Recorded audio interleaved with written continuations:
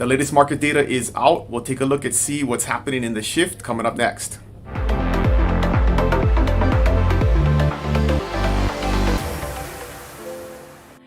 Hey, what's going on, friends? The Big Island market data is out. We'll take a look. As we've been seeing, the market has definitely shifted, and we'll jump into the data. We'll look at this past month's data, the previous month's data, and then last year's data, and see how it all stacks up. So the first set of data we're looking at here is the residential market data for the Big Island. And the first line here is volume, right? Total dollar volume of the number of properties that have sold. And if you look at a year ago, there was 238 million.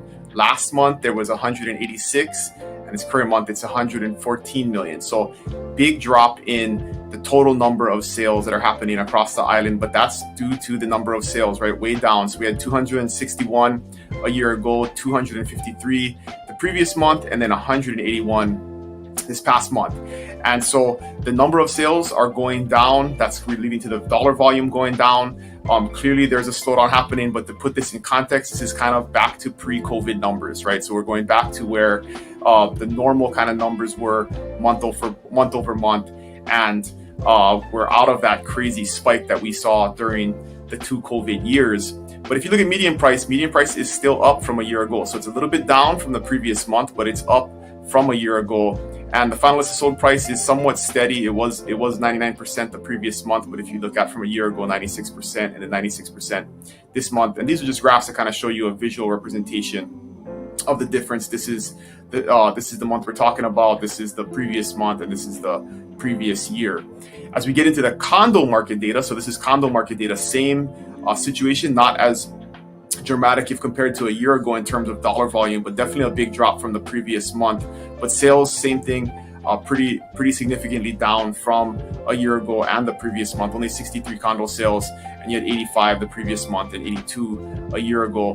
But again, median price up pretty significantly from a year ago. So down a little bit from the previous month, but if you look at from a year ago, it's still up 540 versus 484. And then final listed sold price still pretty high, almost 99%.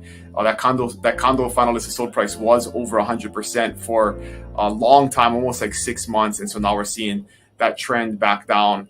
95% is pretty normal. So this is not an alarming number, but definitely seeing that the frenzy to pay over the list price has pretty much ended in the condo market. And then the land market, same thing, same trend as we're seeing, but actually pretty dramatic.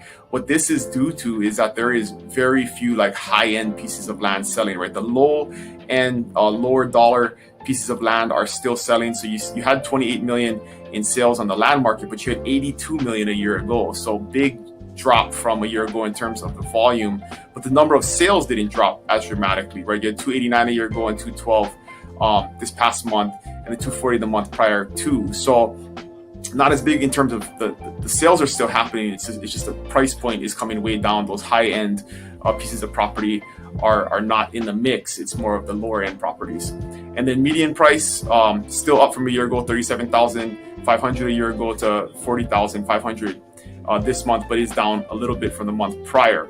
And then final listed sold price for land, always kind of low 90s is pretty normal. It was pretty high a year ago, but pretty much the same as the previous month. And then final slide here, just to give you some comparison on inventory. This is the big story that we're trending back towards normal inventory. But if you look at 21 numbers versus 22 numbers, in August of 21, you had 1,593 active listings and 1,300 properties under contract. That is vastly different this year with 1,900 active listings at 865 under contract. We're going back to, again, normal types of numbers in a normal market pre-COVID. We were closer to 3,000 active listings and around 800 to 1,000 under contract. So we are definitely trending in that direction, but we're still not there in terms of inventory. It's still a very low inventory market.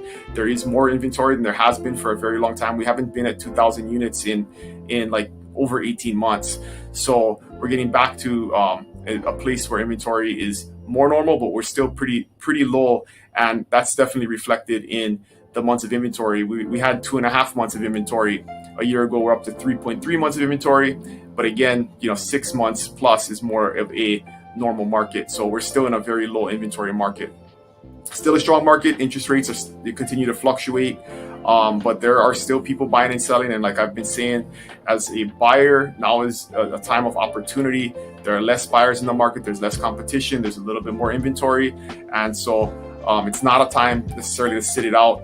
And we don't see prices dropping, right? I mean, we're seeing price reductions mainly because property prices started too high to begin with, but overall, when you look at the properties that are selling, like we've been seeing with the median price across the board of still up from a year ago, and doesn't seem like that's going to stop. So if you have any questions, you need a specific update for your area or your home, as always, you can reach out, Dylan@buybigisland.com. You can always book a meeting in the link at the description below. Please like and subscribe to the channel, and I appreciate you guys watching. See you guys next month. Aloha.